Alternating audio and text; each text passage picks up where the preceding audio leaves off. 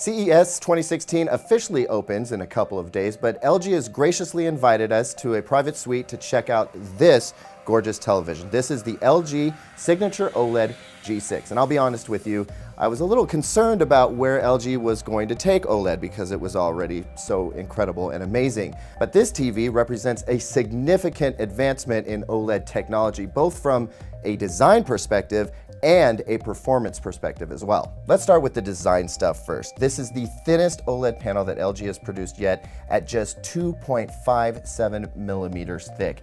It is so wafer thin, if you get right on axis, it kind of disappears. LG has also framed the G6 with a decorative glass panel which extends just beyond the bezels of the television and provides a really sleek look to the back of the TV. In fact, it's so gorgeous, it's kind of a shame it's on the back of the TV.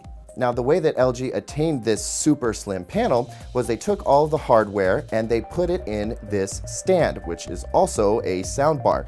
In its current configuration, as you see here, the TV sits on top of the stand and the soundbar protrudes just out of the front. However, if you wanted to wall mount the TV, the back half of the stand folds up behind the television, leaving just the soundbar below the television.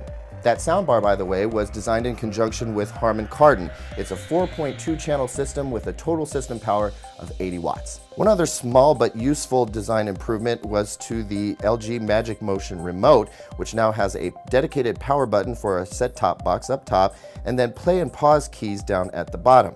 So we're agreed that it's a gorgeous television, but how does it look better than OLEDs of prior years?